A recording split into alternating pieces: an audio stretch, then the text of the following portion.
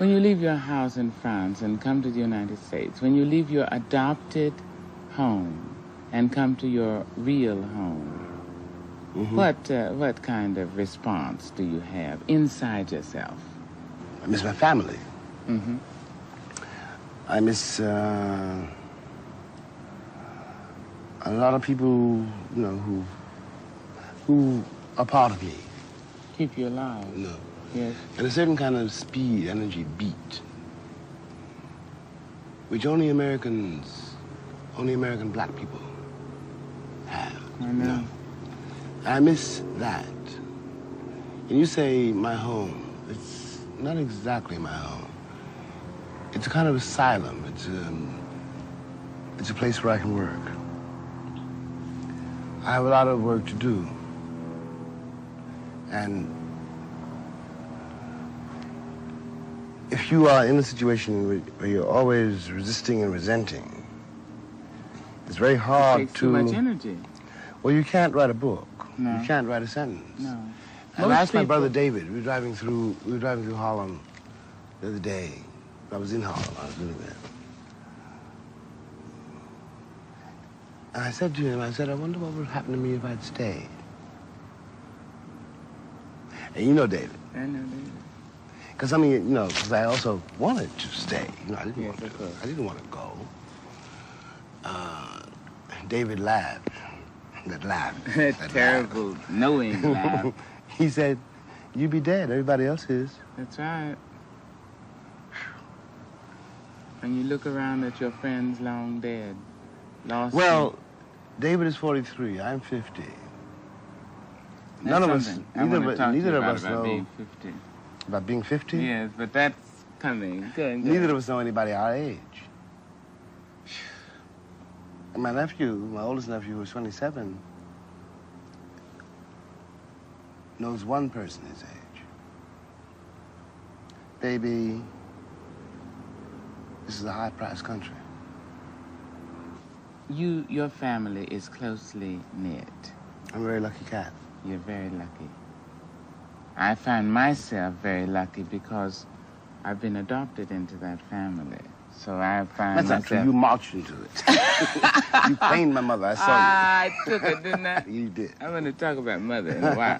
Go on. But what does the family feel about you living in south of France? I mean, living away from them without, say, an arm reach distance, an arm out of Sweetheart, arm you have to reach. understand.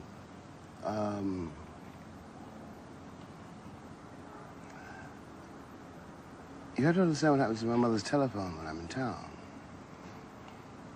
The people who call her up and say what they will do to me if she doesn't make me shut up.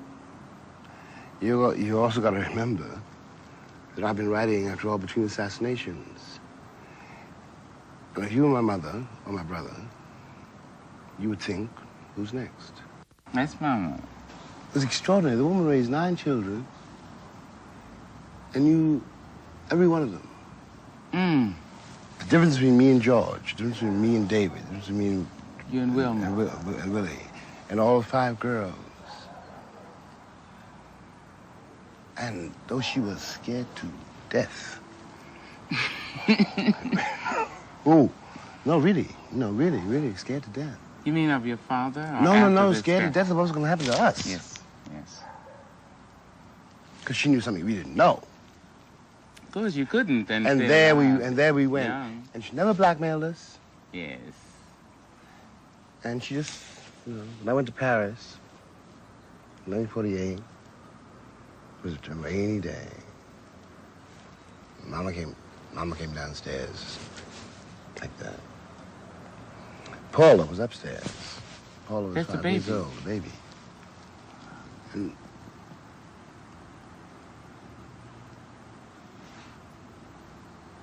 you can't explain to a baby, why you have to do what you have to do.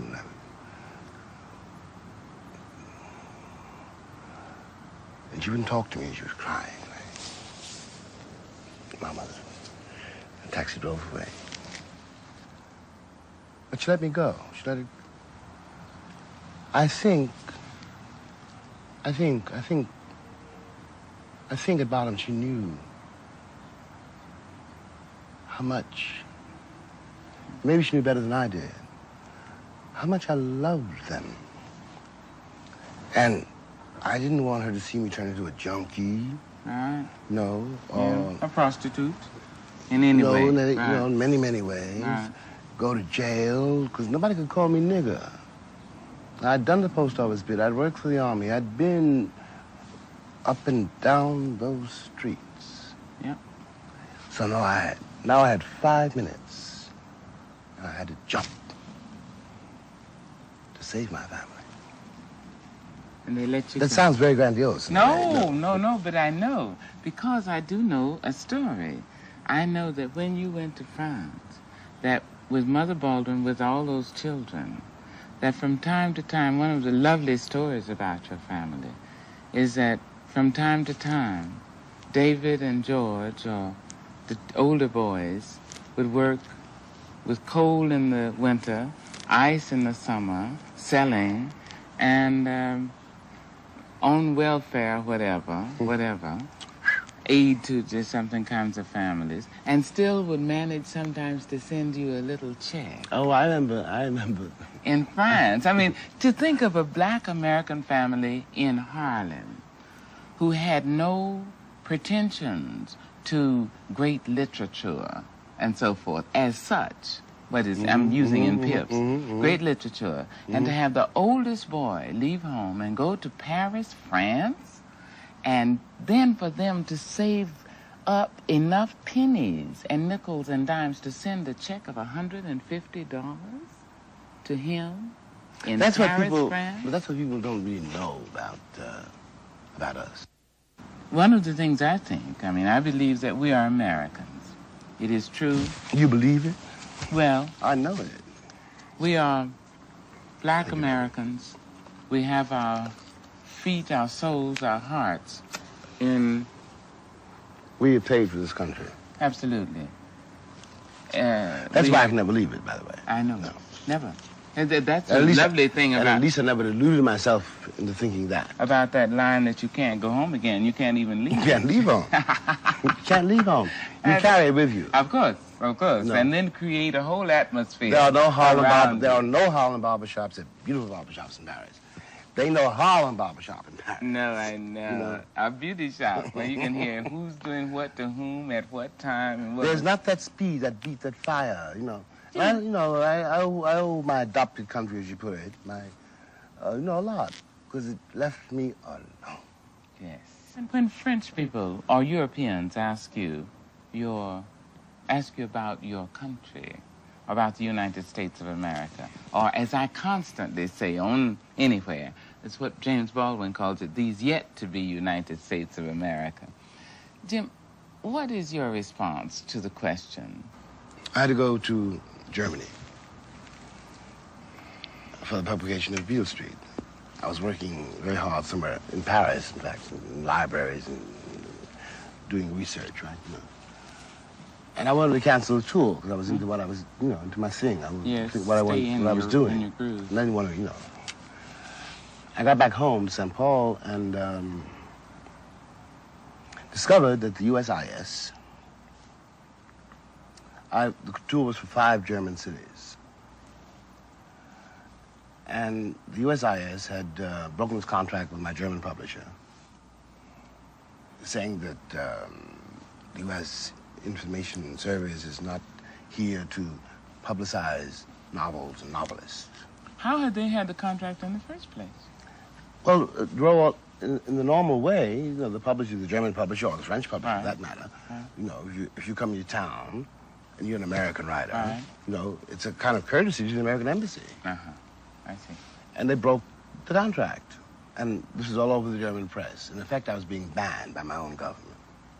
That's not the end of the story. I called my poor brother David, who just left, and said, you better come back. David, come. Come and take me to Germany. Because once I was banned, I had to go. Of course. You had no choice. I had to go. Of course. And I went. Now, this is on German soil, right? And I was in a very difficult position because the Germans wanted to say how much better they were than the Americans. To blacks, yes, and to you in particular. And so I had to say, you got to remember,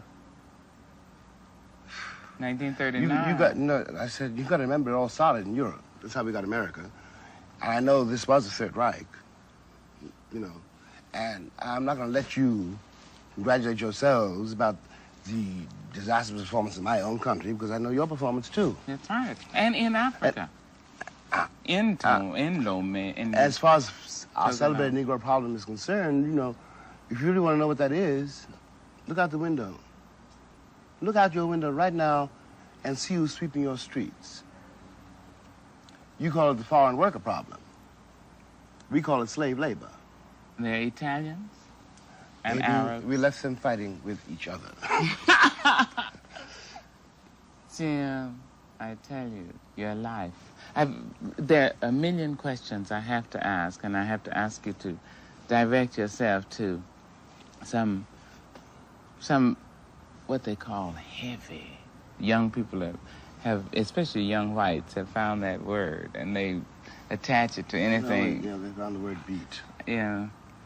You said something. A man had a question to you about homosexuality. Oh, yeah. And you had a response to it. And I would like to hear it again and again and again. I said, it's a weary, weary, weary question. No. I said, homosexual is not a noun. It might be a verb, transitive. It is certainly an adjective, but it is not a noun. To ask the question means you don't know anything about human experience, where it can take you, what it can do. You know, and if you categorize the world in that way, then you lock yourself out from so much. I've known boys, I swear to you, sweetheart, I've known cats, I'm talking about white cats now, too, football player types who went on the needle, and then finally died because they're afraid somebody will call them a faggot. Well, all I know about human life, I don't know much. Less and less? Yes, when I was young, I knew a lot. Now I don't know nothing, which is a great relief. But, but all I know about human life is if I love you, I love you. And if I love you and duck it, I die. Exactly. Exactly. But you see, out of that, I think, is, for me, I see the nature of love. The ability to dare, to challenge despair, and to dare to love. Which well, you see, you can't prophesy it. You can't say, you cannot make a decision like I'm going to fall in love with, on June the girl that I 45th, marry, right. all that Tin Pan Alley jazz, right? You don't know. And you have to trust life. Ah. You have to trust life. Ah. And when you say trust life, of course, that means all of it. Yes, the whole. all of it. Okay, then what does that mean about death? I mean, about death? Yes, about death. If one trusts life, is death not in that circumference? Well, I think, that the only way to live is know you're going to die. If you're afraid to die, you'll never be able to live. Hey, hey. You know? Hey, hey. And nobody knows anything about death. Yes. No. Yes. Yes. And that is also just another word. For singing the blues. Death is another we don't know word. anything about Right. it. You know. Right. When I go, I'll go. And where I'm going, I don't know. It might be, beautiful. It might be nothing. It might be, I think it's a cycle. I do. No. I agree. I trust my ancestors. Because I know, however this may sound, I know what happens to me when I'm in trouble.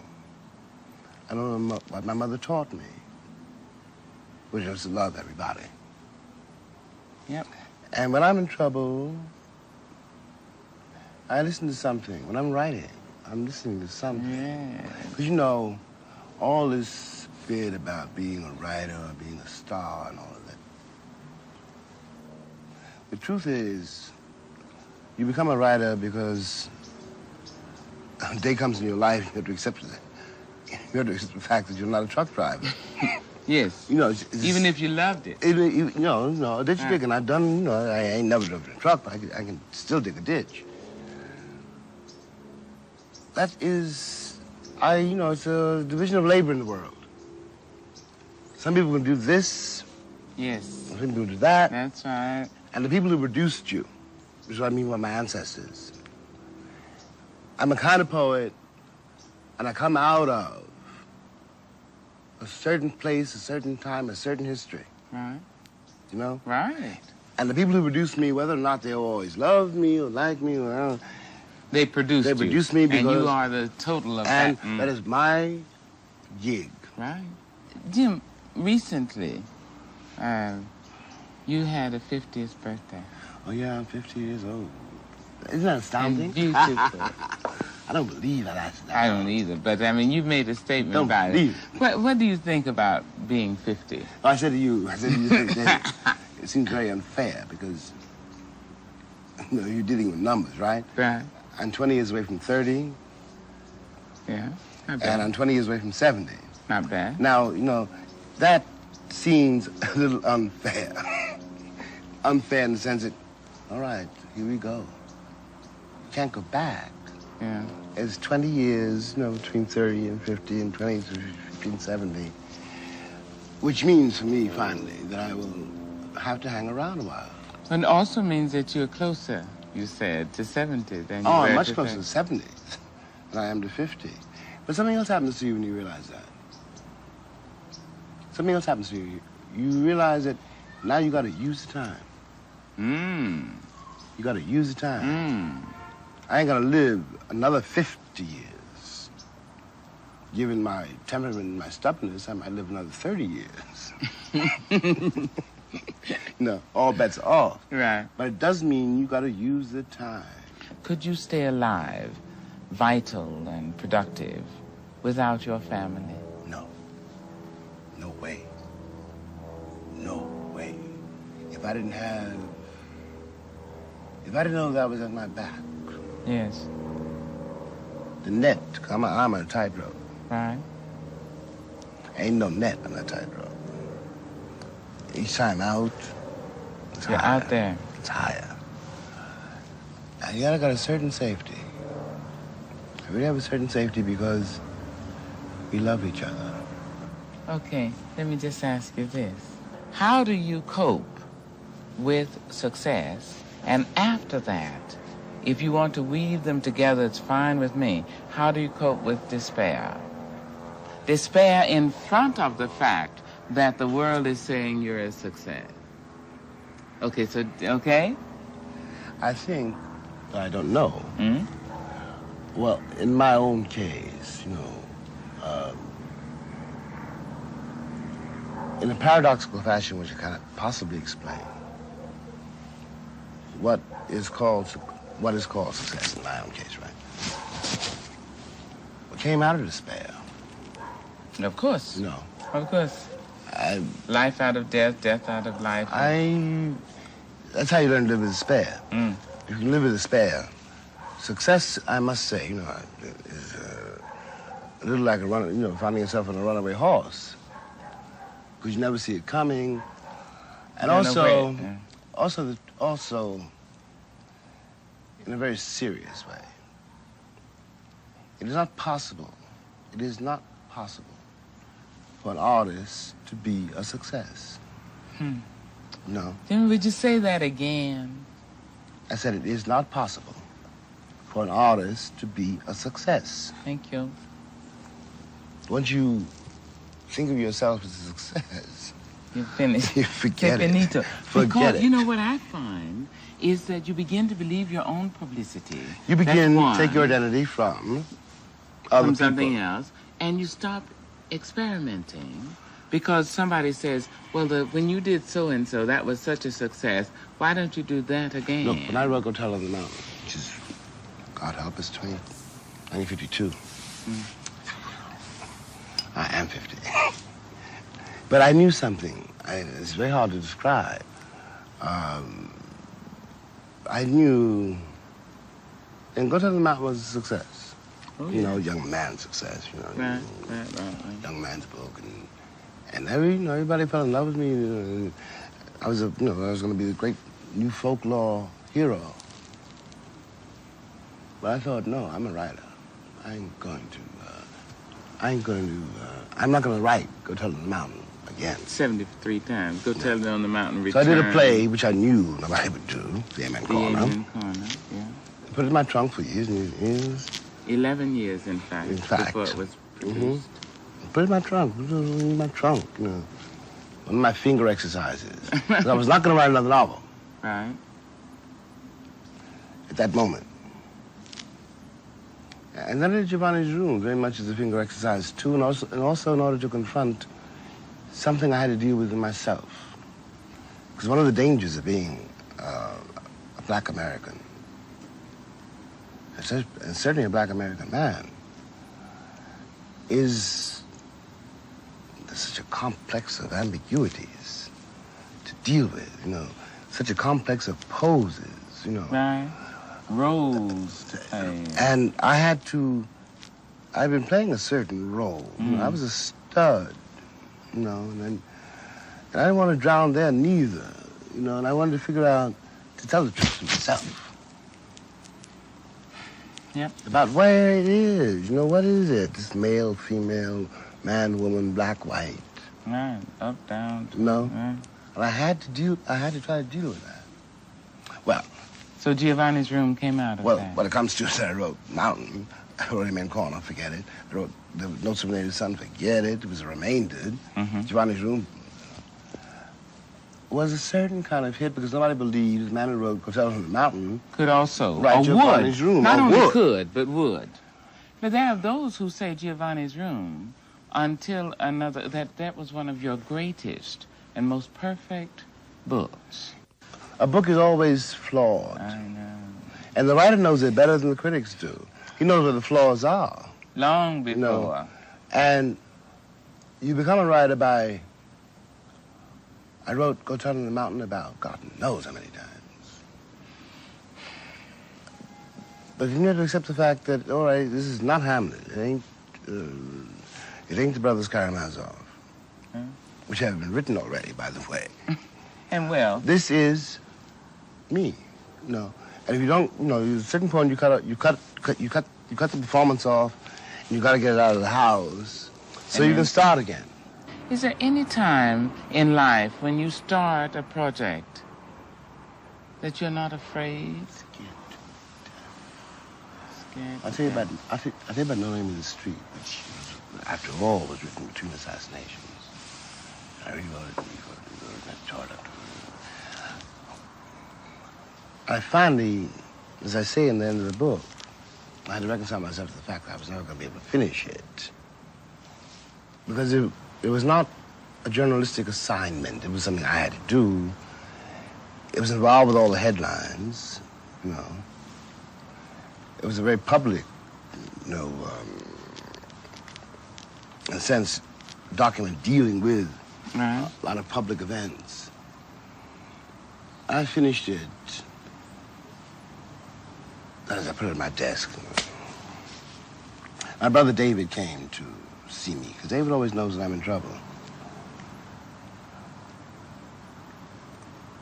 And he read it. Came down to the office and he read the book. Didn't say a word. Went back upstairs. And he said, have you mailed it yet? I said, no. So he went upstairs. This is in St. Paul. In St. Paul. De Vence. In St. Paul de Vence, south of Okay. France, in the hills. Right. The next morning he came downstairs and looked at me, picked up the book, and he said, ain't you got no envelopes? Mail it off. And he mailed it. Mail it off. He mailed it.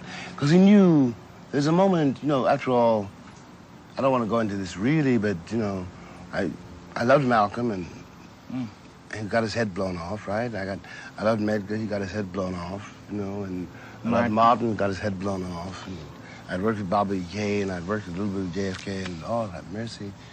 Wow, ain't nothing I've done, the typewriter keys, which saved nobody. And it took me a very long time. That's why I ended up in the hospital. I know. It took me a very long time to reconcile myself to trying to be a writer again, because one is always trying to be a writer. I don't care what the world says. I know that. No. That's like trying to be a good Christian, one is a trying. good Jew, a good Muslim, One a is poet. trying. If you're 80, you get up and you try to make that fit you That's again. right. Yeah. That cloak you That's put right. down last That's right. night. Exactly. Oh, I have no argument. What David did really was point out to me in his laconic fashion that I had to keep the faith.